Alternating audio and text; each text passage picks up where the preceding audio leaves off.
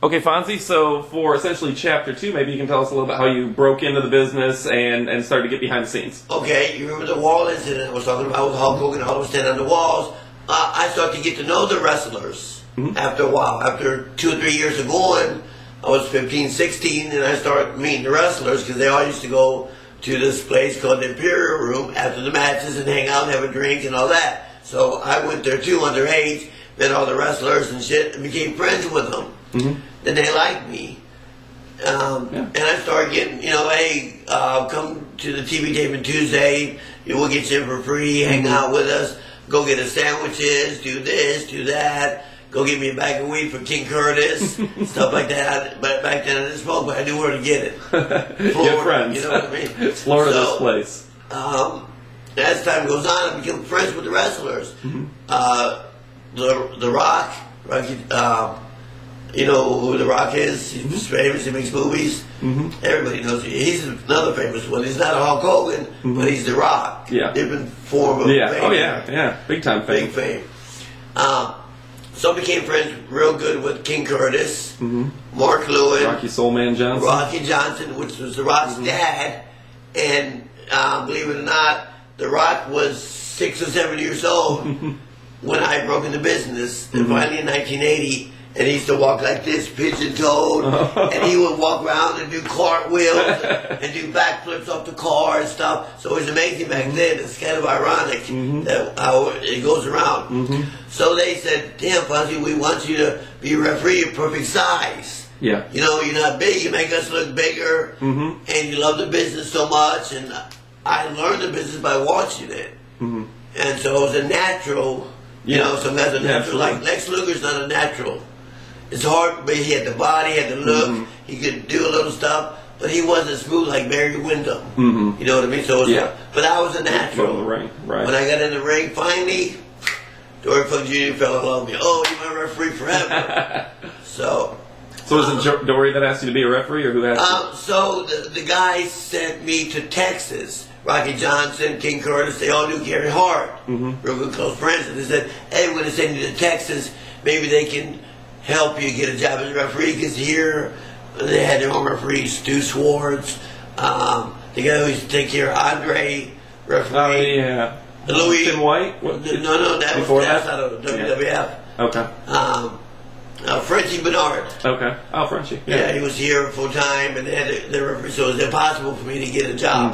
There's only 300 jobs in pro wrestling, and 18,000 wrestlers fighting for those 300 jobs. So you got to be in the right place at the right time, have talent, and all that.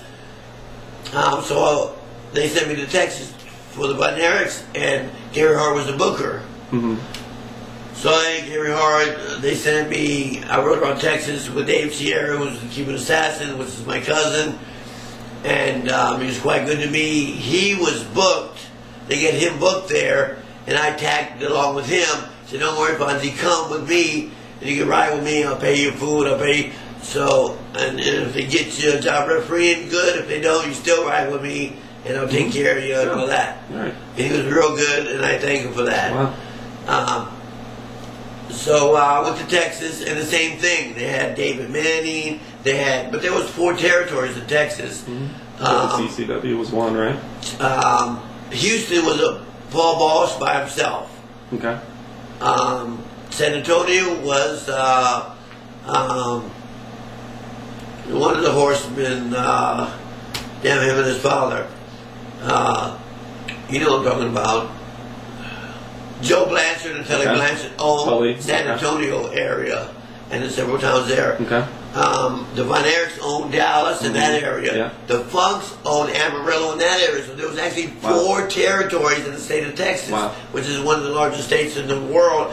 I mean, in the U.S. besides Alaska, which is uninhabitable. Yeah, you're not going not much wrestling up there. Right. So I couldn't get a job because it was all locked up. So the Von Erichs and the Funks, they were 2 different territories, so they have 2 different TV shows. These guys have their own show, and these guys have their own shows. So they would interact with each other and send the guys underneath guys to do jobs on TV and shit. So they sent for David Patterson, the Cuban assassin, And I said, Dave, can I go with you to Amarillo? Mm-hmm. He said, yeah. So Gary Hart said, hey, Dave, I'm sending Joey Chitwood, David Sierra, and his little cousin. They called me his little brother at the time. Little cousins, really, and his little brother. He's a referee.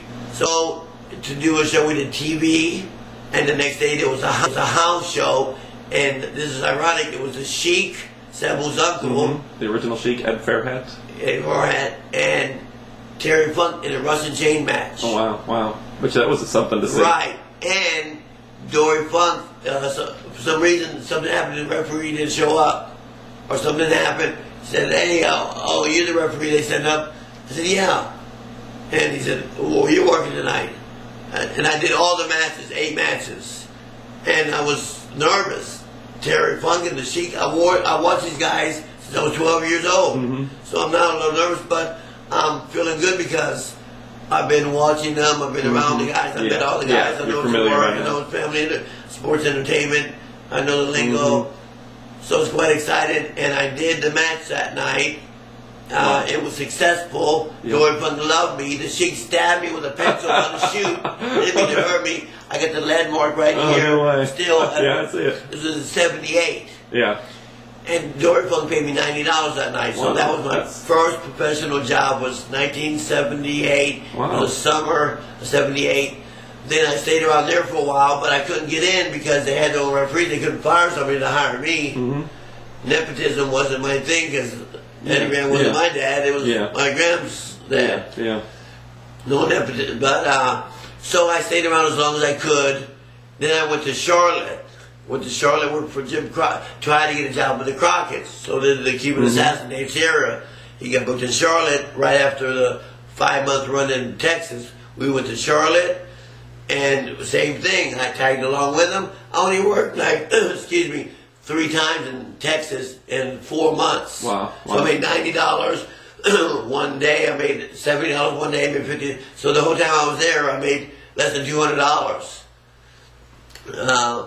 And then we got booked the Cuban got booked. David Sierra got booked in Charlotte, North Carolina for the Crockett's Mid-Atlantic. And I tagged along with him as the same aspect as, if I don't get a job, he'll pay my way until I get my foot in the door. Okay.